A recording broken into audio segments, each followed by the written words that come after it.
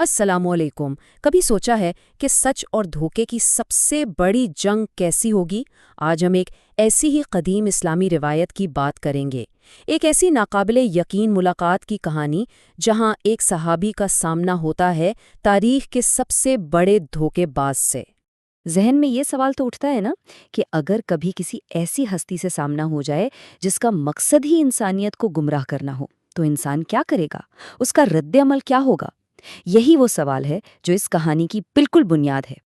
اچھا، تو کہانی کچھ یوں شروع ہوتی ہے کہ نبی اکرم صلی اللہ علیہ وسلم کے کچھ صحابہ، جن میں تمیم داری رضی اللہ عنہ بھی تھے، ایک بحری جہاز پر سوار تھے۔ سمندر میں ایک ایسا شدید طوفان آیا کہ ان کا جہاز، اب سوچیں، 1 مہینے تک بے قابو لہروں پر بھٹکتا رہا۔ آخر کار وہ طوفان ان کے جہاز کو ایک انجان بالکل نامعلوم جزیرے کے ساحل پر لے آیا، اور یہیں سے اس ناقابل یقین ملاقات کا آغاز ہوا جس نے تاریخ پر گہرے نقش چھوڑے، یعنی دجال سے ایک ملاقات۔ جب وہ ہوش میں آئے تو خود کو ایک بالکل اجنبی سرزمین پر پایا۔ یہ جزیرہ کسی نقشے پر نہیں تھا، اور ہر طرف ایک عجیب سی پراسرار خاموشی تھی جو جیسے کسی آنے والے خطرے کا پتہ دے رہی ہو۔ اچانک انہیں ایک بہت ہی عجیب و غریب جانور نظر آیا جس کے جسم پر بے تحاشا بال تھے۔ اس نے خود کو جاسوس بتایا، یعنی خبریں اکٹھی کرنے والا، اور انہیں اشارہ کیا کہ وہ اس کے پیچھے آئیں۔ وہ انہیں جزیرے کے اندر ایک بڑی عمارت، ایک خانقاہ کی طرف لے گیا۔ اس خانقاہ کے اندر کا منظر تو انتہائی حیران کن تھا۔ ایک دیو ہیکل شخص جو انہوں نے پہلے کبھی نہیں دیکھا تھا، گردن سے لے کر ٹخنوں تک لوہے کی بھاری زنجیروں میں جکڑا ہوا تھا۔ اس کی آنکھوں میں ایک عجیب سی بے چینی تھی، اور وہ باہر کی دنیا کے بارے میں جاننے کے لیے بہت بےتاب تھا۔ جب صحابہ نے اس سے پوچھا کہ وہ کون ہے تو اس نے ایک چونکا دینے والا انکشاف کیا۔ اس نے کہا، میں دجال ہوں، اور وہ وقت بہت قریب ہے جب مجھے ان زنجیروں سے رہائی ملے گی اور میں دنیا میں نکلوں گا۔ تو اس قیدی نے، آپ دیکھیں، 3 بہت اہم سوالات پوچھے۔ پہلا، کیا بیسان کے کھجور کے باغات ابھی بھی پھل دے رہے ہیں؟ پھر دوسرا، کیا بحیرہ تبریہ کا پانی خشک ہو چکا ہے؟ اور آخر میں، کیا عربوں میں وہ نبی آ چکے ہیں جن کا ذکر پچھلی کتابوں میں تھا؟ جب صحابہ نے ان سب کا جواب ہاں میں دیا تو اس نے کہا کہ بس اس کے نکلنے کا وقت قریب آ گیا ہے۔ گویا یہ سوال نہیں تھے، یہ اس کے ظہور کی نشانیاں تھیں۔ تو سوال یہ پیدا ہوتا ہے کہ یہ دجال آخر ہے کون؟ یہ کہانی صرف ایک عجیب ملاقات کی نہیں ہے، بلکہ یہ انسانیت کو پیش آنے والے سب سے بڑے امتحان کی طرف ایک اشارہ ہے۔ آئیے فریب کی نشانیوں اور اس کے کردار کو ذرا سمجھتے ہیں۔ دجال کا لفظی مطلب ہے بہت بڑا دھوکہ باز۔ اسلامی روایات کے مطابق وہ تاریخ کی سب سے بڑی آزمائش ہوگا، ایک جھوٹا مسیحا جو خدائی طاقتوں کا دعویٰ کرے گا تاکہ لوگوں کو سیدھے راستے سے بھٹکا سکے۔ اب اس کی طاقتوں کا عالم یہ ہوگا کہ وہ دیکھنے میں بالکل لامحدود لگیں گی۔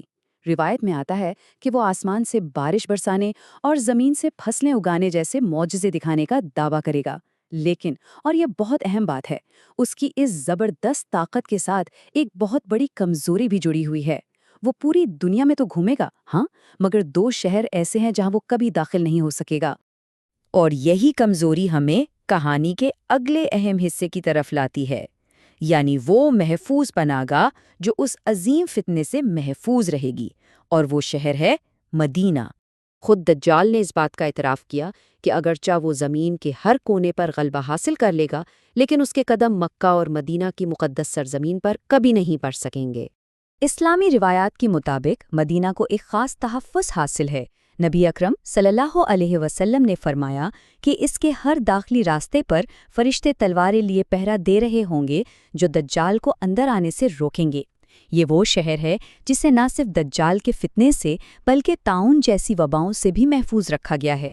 یہ حدیث نہایت خوبصورتی سے اس بات کو واضح کرتی ہے کہ جب دنیا میں فتنہ اور انتشار پھیلے گا تو ایمان مدینے میں پناہ لے گا، بالکل اسی طرح جیسے سانپ خطرے کے وقت اپنے محفوظ بل میں واپس چلا جاتا ہے۔ یہ شہر ایمان والوں کے لیے ایک مضبوط قلعہ بن جائے گا۔ تو اس قدیم کہانی کا اصل پیغام کیا ہے؟ یہ صرف ایک پیشن گوئی سے کہیں بڑھ کر ہے۔ اس میں ایمان کے کچھ بہت گہرے اور لازوال اسباق چھپے ہوئے ہیں۔ بنیادی طور پر یہ کہانی سچائی اور دھوکے کے درمیان ازلی جنگ کی ایک علامت ہے۔ دجال حتمی فریب کی نمائندگی کرتا ہے، جبکہ مدینہ سچائی اور ایمان کی پناہ گاہ کی علامت ہے۔ اس سے یہ اہم نقطہ سامنے آتا ہے کہ جب بھی معاشرے میں الجھن اور گمراہی پھیلے، اصل پناہ گاہ روحانی مراکز اور مضبوط عقیدے میں ہی ملتی ہے۔ یہ ہمیں یاد دلاتا ہے کہ علم اور ایمان ہی سب سے بڑا تحفظ ہیں۔ اور یہ کہانی ہمیں آج کے دور کے لیے ایک بہت اہم سوال پر چھوڑ جاتی ہے۔ ایک ایسے دور میں جہاں ڈیپ فیکس اور غلط معلومات ہر طرف ہیں، انسان کی حتمی پناہ گاہ کیا ہے؟ وہ کون سی جگہ، کون سا اصول یا کون سا علم ہے جو اسے گمراہی سے بچاتا ہے؟ یہ ایک ایسا سوال ہے جس پر غور کرنا چاہیے۔